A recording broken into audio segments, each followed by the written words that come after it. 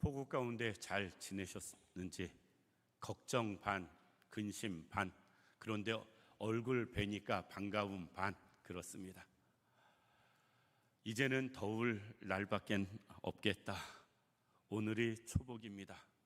앞으로 삼복더위가 시작되는데 더위에도 건강 잘 지키는 분들 되기를 바랍니다. 사람이 살면서 하고 싶은 일이 있어요. 나름대로 사람마다 자기가 하고 싶은 일들이 있습니다. 그런데 문제는 주변이나 환경 또는 능력이나 여건이 따라주지 못해서 하고 싶은 일을 못하며 살 때가 있습니다. 또 여러 가지 이유 때문에 하기 싫은 일을 해야 할 때도 있어요. 하기 싫은 일을 해야 하는 것, 가장 대표적인 것, 학생들이 공부하는 거 아닐까?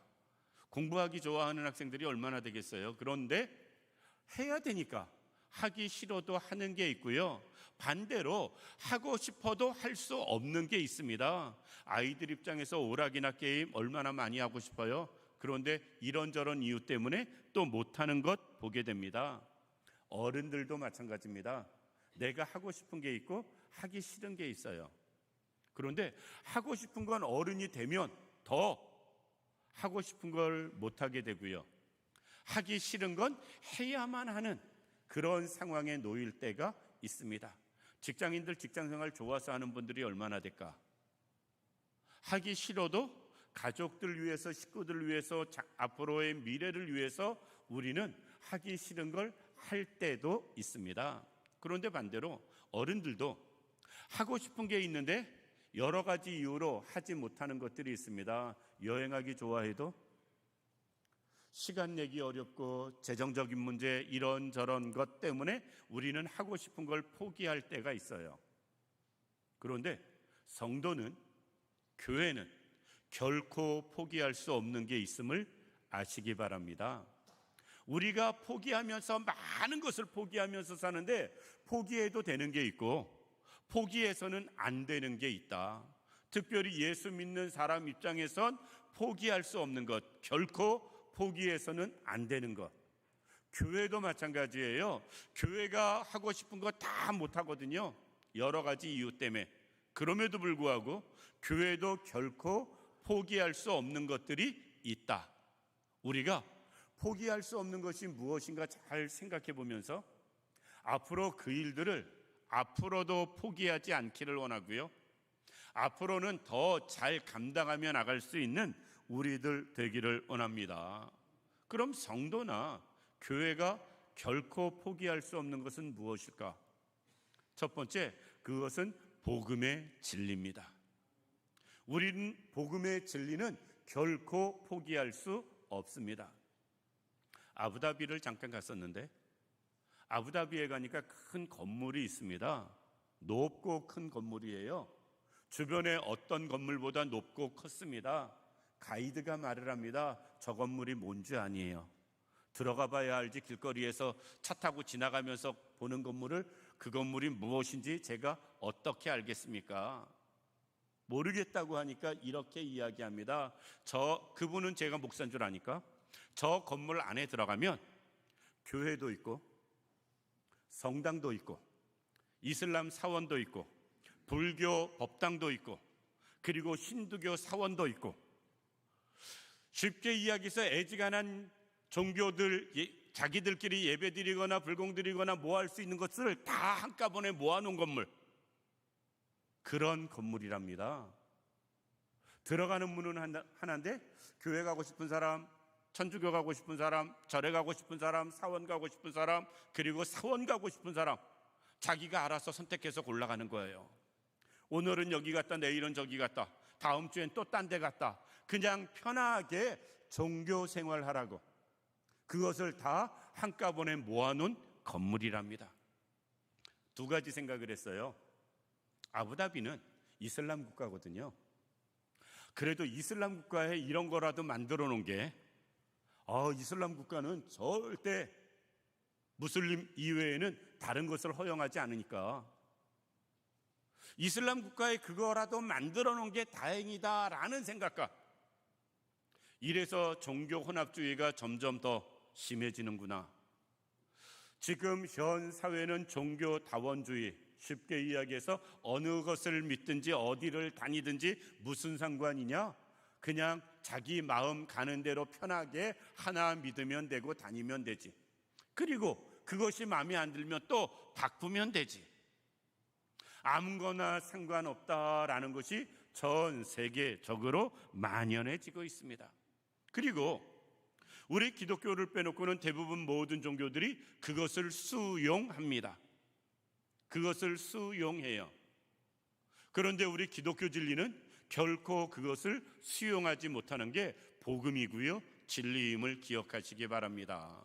교회는 세계를 포용할 줄 알아야 되고요, 이 땅의 모든 사람들을 사랑할 줄 알아야 됩니다. 그리고 그 사랑을 실천하며 살아가야 됩니다. 그런데 그거와 별개로 복음의 진리는 타협할 수 없고 양보할 수 없고 포기할 수 없다. 복음의 진리가 무엇이냐라고 묻는다면 이렇게 말씀드릴 수 있습니다. 참 신은 하나님 외에 없다. 구원자는 오직 예수 그리스도뿐이다. 그리고 우리의 구원은 믿음으로만 얻는다. 이 진리는 어떤 경우에도 양보할 수도 타협할 수도 포기할 수도 없는 것임을 우리가 기억할 수 있기를 원합니다. 그런데 세상은 우리가 자꾸 이것을 포기하도록 양보하도록 강요하고 있습니다. 왜? 기독교가 복음을 이야기하고 진리를 이야기하면 기독교는 편협하다고 이야기를 해요. 예수 믿는 사람들은 이기적이라고 이야기를 합니다. 그리고 예수 믿는 우리들을 향해서 여러 가지 모습을 가지고 우리를 정말 속 좁은 사람들로 이야기를 합니다. 우리가 그런 이야기 듣는 건 속상하고 가슴 아프고 안타깝지만 복음의 진리를 위해서 우리가 그것을 지키기 위해서 듣는 말이라면 그 말을 듣더라도 우리는 복음의 진리는 포기할 수 없다. 누가 뭐라고 해도 참 신은 하나님 한 분뿐이고요, 구원은 예수밖에 없고요, 그것은 믿음으로만 되어진다라는 것입니다. 이 주장은 시대를 막론하고 어느 나라 동서고금을 막론하고 우리는 양보할 수 없고 포기할 수 없습니다. 그것 때문에 이 땅의 모든 사람들의 기독교를 핍박한다 할지라도, 외면한다 할지라도, 그럼에도 불구하고 우리는 결코 포기할 수 없는 것, 복음의 진리예요. 이 자리에 있는 우리 모든 성도님들, 복음의 진리를 포기하지 않길 원합니다. 지금도 그렇고 앞으로도 그렇고 우리 사는 날 끝까지 우리는 복음의 진리를 붙잡아야 되고요, 그 진리 안에서 살아가는 사람들 되어져야 됩니다. 왜? 그것이 진리이기 때문에. 신화도 아니고 그냥 학설도 아니고 개인의 주장도 아니고 그것이 진리이기 때문에 하나님밖에 참신이 없고 예수밖에 구원자가 없고 믿음으로만 구원받는다는 것, 이건 하늘이 두 개로 갈라진다 할지라도 진리이기 때문에 꼭 지켜나갈 수 있는, 절대 포기하지 않는 우리들 되기를 원합니다. 두 번째, 우리 성도들이, 교회가 결코 포기할 수 없는 것, 그것은 다음 세대를 위한 교육입니다. 아멘을 하는 분이 한 번도 없네요. 다시 하겠습니다. 이건 다시 하겠습니다. 교회가, 성도가 결코 포기할 수 없는 것, 다음 세대를 위한 교육, 이것은 결코 포기할 수 없습니다. 우리가 꼭 기억할 수 있기를 원합니다. 교단마다 매년 교단 조사를 해요.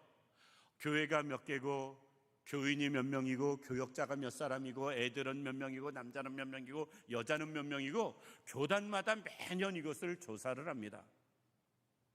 그런데 지난 10년 동안 감리교든 장로교든 합동이든 통합이든 상관없이 전체적으로 그 설문조사한 걸 취합해 보면 이렇습니다. 지난 10년 동안 교회의 어린이, 학생, 청년이 43%가 줄었다.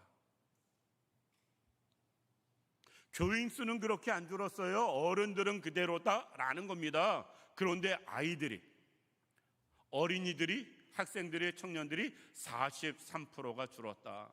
작년은 많이 줄어봤자 10몇 프로 줄었어요. 그런데 아이들은 3배 이상 줄었습니다. 제가 주일학교 다닐 때, 또 학생으로 있을 때, 청년으로 전도사로 진학하며 사역할 때, 그때는 아이들이 어른보다 교회에서 많았습니다. 제가 첫 번째 전도사로 사역한 26살에 섬기던 교회는 어른 예배가 한 180명 정도 모였어요. 그런데 주일학교 애들만, 주일학교만, 요즘으로 말하면 초등부만 130, 40명 모였어요. 학생들이 7, 80명 모였습니다. 청년들도 30명 이상 모였습니다. 유치부 말고도. 그렇게 놓고 보면 작년은 180명인데 교육부서는 250명에서 300명 되어집니다. 그러니까 어른보다 아이들이 훨씬 더 많았어요. 그래서 어른들이 아이들한테 신경 안 썼습니다. 왜? 애들은 신경 안 써도 몰려드는 상황이었으니까. 물론 사회적인 영향이 있습니다.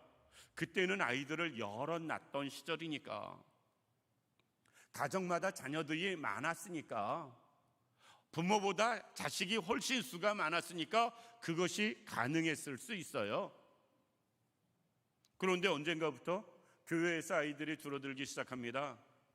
어린이도 학생도 청년도 점점 멀어져 갑니다. 10년 동안 43%라는 것은요, 앞으로 이후 10년은 그거보다 훨씬 더 많이 줄어들 것이라는 걸 반증하기도 합니다. 교육부서 있는 교회가 20% 정도, 교육부서 전체가 있는 교회가 10개에서 2개밖에 안 된다. 그리고 그 중에 1개 정도는 또 그냥 교육부서, 초등부는 있는데 중고등부나 청년에는 없는 교회들, 그 중에 하나입니다. 그리고 70%는 교육부서가 사라지는 교회들이 되어져 버렸어요. 사회적으로 정말 아기들이 없어서 그렇게 되어졌다 우리는 생각할 수 있습니다. 그런데 정말 그것뿐일까? 정말 그것뿐일까? 그것도 영향일 수는 있습니다만 젊은이들이 아이들의 교회를 외면하는 상황이 되어져 버렸습니다. 왜? 교육의 부재가 되어졌기 때문에 그렇습니다. 우리는 아이들이 내일의 주인공이라고 이야기합니다. 그런데 현실적으로는 교회에 아이들이 없고 어른들이 많다 보니까 모든 교회는 다 어른 중심이에요. 모든 교회가 다 어른 중심입니다. 말로는 아이들이 주인공인데 실제는 어른들이 주인공입니다. 어른, 아이 차이 없이 교회가 교육이 되어지고 투자가 되어졌다면 우리는 한국 교회가 현재 이 모습까지는 오지 않았을 것이다. 나름대로 교회를 개척하고 교육부서에 나름 힘쓴다고 하는 우리 교회도 사실 어른들보다 아이가 작잖아요. 우리 다 합쳐봤자 약 100명 정도, 그것도 사실 출석으로 보면은 부족한 모습 보게 되거든요. 이것은 우리가 다시 신중하게 생각해 봐야 되고요, 다시 교회 교육을 일으켜 세워야 할 것이고요, 그리고 그 일이 힘들어도 우리는 포기하지 말아야 됩니다. 어른들이 이야기합니다. 제가 들은 이야기들 굳이 이야기하면 교사가 없어요 말하는 분들이 계세요. 저는 그때 늘 드는 생각, 그렇게 말하는 분이 교사하면 되지, 그걸 느끼는 분이 교사하면 되지, 본인도 안 하면서 교사 없다고 이야기를 합니다. 많은 분들이 또 이야기합니다. 교육부서의 재정이 너무 많이 든다고. 교육부서의 재정이 너무 많이 든다고. 그런데 죄송하지만 더 들어야 됩니다. 가정에서 아이들 교육비 생각하면 교회에서 드는 아이들 재정은요, 세 발의 피입니다. 세 발의 피예요. 우리가 자식에게 얼마나 많이 투자합니까? 아이들 학원 다닌다고 그러면 빚을 내서라도 보내려고 하는 게 부모들 아닌가요? 그런데 교회에서 빚내서 아이들 돈 쓰자고는 최소한 안 하잖아요. 조금 더 비중을 높여가는, 더 많이 아이들에게 투자할 수 있는 그런 환경, 형편, 교회 되어져야 됩니다. 그렇지 않으면 한국 교회는, 또 우리 교회는 미래가 없습니다. 우리가 절대 포기해서는 안 됩니다. 어느 분은 이렇게까지 말씀한 분 계세요. 이 아이들 이렇게 열심히 투자해가지고 키워봤자 이사 가버리면 끝인데, 결혼하면 딴 데 가는데, 이렇게 말씀하시면서 확실하지도 않은데 그렇게 투자한다고 이야기를 합니다. 죄송하지만 세상에 확실한 게 뭐가 있겠어요? 내 자식 그렇게 학교 보내도 공부 잘할 가능성 얼마나 되겠어요? 우리가 확실해서가 아니고요, 시간 오래 걸리고 불확실한 상황이라 할지라도 교회는 그 일을 해야 됩니다. 우리 교회 안 나오고 딴 교회 나가면 어때요? 딴 교회 나가면 어떻습니까? 시집장가 가가지고 또 딴 데 가면 어때요? 예수 믿으면, 신앙생활하면 그걸로 만족하고 감사하지요. 오늘 일부 예배 때 유치부 아이들 성경학교 홍보 영상에 아이들 찬양하는 모습이 나왔어요. 저 그거 보고 그 생각했습니다. 쟤네들 저 찬양은 어른 돼서도 안 잊어버리겠다. 학교도 안 들어간 애들이 하는 찬양을, 우리는 하나님을 예배하는 예배자입니다, 찬양을 하더라고요. 어른들도 어렵다고 안 따라 하는데, 초등부 애들도 아니고 유치부 애들이. 그 생각했습니다. 이 아이들이 신앙생활을 끝까지 잘하면 정말 좋지만, 혹 그렇지 않은 애가 생긴다 할지라도 그 아이는 이 찬양이 생각나서 나중에라도 다시 돌아오겠다. 우리가 교회 교육을 포기하지 말아야 하는 이유들이 여기에 있습니다. 많은 사람들이 이야기합니다. 그 수고하면서 여름에 성경학교 수련회 왜 하냐고. 성경학교 수련회 하는 이유는 크게 두 가지 볼 수 있습니다. 이 기회가 아이들에게 예수님을 만나게 할 기회가 되기 때문에. 이 자리에 계신 분들 중에서도 정말 교회 다니면서 무의미하게 다니다가 살아계신 하나님을 경험하고 구원자 예수님을 경험한 그 계기가 성경학교이고 수련회인 분들이 의외로 많을 수 있습니다. 그 중에 하나도 저고요. 그러니까 성경학교 통해서, 수련회 통해서 아이들이 인격적으로 예수님을 만날 기회가 되니까 우리가 이것을 포기할 수 없는 것입니다. 또 하나는 성경학교 수련회를 통해서 요새 핸드폰 하나 가지고 다 따로 노는 아이들 세상에 함께 또래끼리 어울릴 수 있는 기회, 함께 밥 먹고 잠도 같이 자고 생활도 같이 하면서 성경학교하고 수련회하는 이것을 통해서 또래 공동체를 경험해 볼 수 있는 기회가 아이들에게 되거든요. 사실 아이들에게 요새 그런 기회가 너무 없어요. 혼자 노는 세상이 되어져 버려서 더불어 어우러져 생활할 수 있는 기회 별로 없다. 요번에 말 들어보니까 학생의 수련회 예산이 대충 계획 짰는데 600만 원 정도 든답니다. 학생이 중고등부 하나가. 그런데 돈 없어서 지금 아이들이 1일차 집도 하고 여러 가지 자원 마련하고 애쓰는 모습 보게 돼요.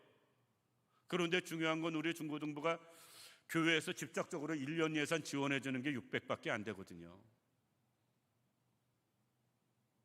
교회가 얼마나 현실에 동떨어져 있는가 알 수 있습니다. 그러니까 부장이, 교사가, 모든 부서들은 자기 주머니 털어가면서 교사를 하는, 최소한 교회가 그런 일은 만들지 말아야 된다라는 것입니다. 이 자리에 있는 우리 모든 성도님들, 아무리 힘들어도, 교사들이 수고해도, 재정이 많이 들어도 우리가 포기할 수 없는 게 교회 교육인 것입니다. 그래야 아이들에게 미래가 있고 교회에 미래가 있습니다. 들어올 때 조그만 거 하나씩 받으신 거 있죠? 그게 뭐냐면요, 유치부에서 성경학교 위에서 기도해달라고 유치부에서 어른들에게 준비한 간식입니다. 죄송하지만 어른들이 성경학교 수고한다고 교사들 지금 선물해도 부족한 판에, 얼마나 교사들이 느낄 때 어른들이 관심이 없다고 느껴지면 자기들이 선물을 줘가면서 기도해달라고 하겠어요. 교회 교육이 거의 포기된 상태, 그리고 다 무관심한 상태 되어진 증거 중에 하나인 것입니다. 그러지 않길 원합니다. 우리가 결코 포기할 수 없는 것, 교회 교육임을 꼭 기억하는 우리들 되기를 원합니다. 세 번째, 우리가 결코 포기할 수 없는 것, 오늘 본문 말씀 보면 우리가 선을 행하되 낙심하지 말지니 포기하지 아니하면 때가 이름에 거두리라. 그러므로 우리가 기회 있는 대로 모든 이에게 착한 일을 하되 더욱 믿음의 가정들에게 할지니라. 우리는 선을 행하는 일을 포기하지 말아야 돼요. 특별한 사람 말고는 다 선하게 살기를 원해요. 선한 모습으로 살기를 원하고 선한 일을 하기를 원합니다. 그런데 그렇게 생각하는 사람 대부분이 생각에서 끝난다는 거예요. 우리는 선을 행하며 살아갈 수 있는 우리들 되기를 원합니다. 그러면 선은 무엇이냐라고 묻는다면, 선은 나누며 베풀며 사는 삶을 이야기합니다. 우리가 잘 아는 대로 강도 만난 사람의 비유, 대제사장이, 제사장이 보고 레위인이 보고 사마리아 사람이 보고, 그래서 우리는 그 말씀을 이렇게 이야기합니다. 선한 사마리아 사람의 비유. 왜 그 비유를, 성경에는 선한 말이 없어요. 그냥 사마리아 사람이지. 근데 왜 선한 사마리아 사람의 비유라고 우리는 이야기하느냐? 그가 나누며 베풀며 선을 행했거든요. 예수 믿는 사람은 그래야 됩니다. 나누며 베풀 줄 알아야 돼요. 선을 행하는 사람 되어져야 된다라는 것입니다. 어제도 결혼식 갔다 오면서 차에서 어느 분이 이런 말씀하세요. 교회가, 예수 믿는 사람이 이 세상에서, 우리나라에서 구제하는 일이 굉장히 크고 많습니다. 그런데 그거 맞는 말이에요. 통계적으로 기독교인이 교회에서 행하는 구제나 모금이 60몇 프로, 70% 가까이 되어집니다. 천주교에서, 불교에서 행하는 거 30% 정도밖에 토탈 되어지지 않는다. 교회가 그것을 드러내지 않고 나타내지 않아서 그렇지, 교회가 행하는 선한 일은 사회에서 통계로 보여주고 있습니다. 지난번 산불 났을 때 우리 교단에서 모금한 모금액이 10억이 넘어서, 그런데 그것을 어떻게 할까 고민하다가 산불 피해 입은 이장들, 마을 이장들을 불러다가 그들에게 직접 전달을 했어요. 마을 복구하는 데 쓰라고. 그래야 다른 경비 없이 온전히 그것이 전해지기 때문에 그렇습니다. 저희 교단 교회 중에 하나가 완전히 전소돼 버린 교회도 있습니다. 우리가 그것도 십시일반 또 모아가지고 그 교회는 새로 건축 중에 있습니다. 지극히 작은 일 같지만 이번 수에 이번 일도 또 우리는 선한 일을 하게 될 것입니다. 예전에 한번 그 IT인가요? 어디 지진 났을 때 저희 교단에서 모금한 돈이 상당히 상상 이상으로 많았습니다. 그것을 가서 IT에 가서 학교도 지어주고 건물도 세워주고 그리고 여러 가지 일을 했어요. 근데 일하고 돌아온 그때 그 관계자들은 다 총회에서 대부분 공직에서 잘렸습니다. 갖다 전달해주는 과정 가운데 경비를 많이 썼다고. 비행기도 예를 들어서 이코노미 타고 가야 되는데 좋은 데 앉고, 숙소도 저렴한 데 가서, 지금 구제하러 갔으니까 저렴한 데 가가지고 자고 한 푼이라도 더 전해줘야 되는데 호텔에서 자고, 먹는 것도 싼 거 우리 표현으로 말하면 김치찌개나 먹으면서 다녔어야 되는데 경비만 있었다고 그들 공직에서 다 잘렸어요. 한 푼이라도 더 어렵고 힘든데 전해줬어야 되는데, 우리는 알게 모르게 선한 일을 많이 했고요, 또 하고 있습니다. 우리 교회도 다양한 모습으로 선한 일을 합니다. 이름 없이 빛도 없이 선한 일들을 합니다. 그런데 이것도 포기하지 않기를 원합니다. 앞으로 더 계속 행할 수 있는 우리들 되기를 원합니다. 왜? 그것은 우리가 포기해서는 안 되는 일이기 때문에 그렇습니다. 선한 일하는 게 힘들 수 있어요. 그래서 낙심하지 말지니 말씀하는 것입니다. 어려울 수 있습니다. 그래도 포기해서는 아니 됩니다. 우리가 포기하지 않고 진리를 사수하고 포기하지 않고 교회 교육을 하고 포기하지 않고 선을 행하면 어떻게 되는가? 9절 말씀 뒷부분에 보면 때가 이름에 거두리라. 반드시 선한 열매가 맺어질 때가 있다라는 것입니다. 따라서 우리는 기회가 있는 대로 모든 사람에게 이 일을 해야 됩니다. 진리를 사수하는 일, 교회 교육을 행하는 일, 그리고 이웃에게 선한 일을 베푸는 일, 기회에 있는 대로 해야 돼요. 다음에 해야지 미루지 말길 바랍니다. 우리는 기회 있을 때 그 일을 행하시길 바랍니다. 나도 힘든데 라고 말하지 마시기 바랍니다. 힘들지 않은 사람 없는데 더 힘든 사람을 돌아보자라는 겁니다. 그것이 선을 행하는 거예요. 이 자리에 있는 우리 모든 성도님들, 결론입니다. 포기하지 않길 원합니다. 그런데 우리는 포기하지 말아야 될 건 포기하면서 포기해도 되는 걸 붙잡는 사람들이 의외로 많이 있어요. 꼭 진리를, 교회 교육을, 선을 행하는 일을 포기하지 않길 원하고요. 그로 인해서 우리 교회가, 우리 모든 성도님들이, 한국 교회가 다시금 부흥케 되어지는 역사가 있기를 주님의 이름으로 축원합니다. 기도드리겠습니다. 살아서 역사하시는 참 좋으신 아버지 하나님, 은혜와 사랑을 진심으로 감사드립니다. 하나님, 포기하지 말아야 될 것, 결코 포기해서는 안 되는 것, 그것이 있음을 깨달아 알게 하여 주옵소서. 진리를 사수하는 일을, 다음 세대를 교육하는 일을, 하나님 선을 행하는 일을 결코 포기할 수 없다는 것을 알게 하시고 그것을 더 행하며 살아가는 우리들, 우리 교회 되게 하여 주옵소서.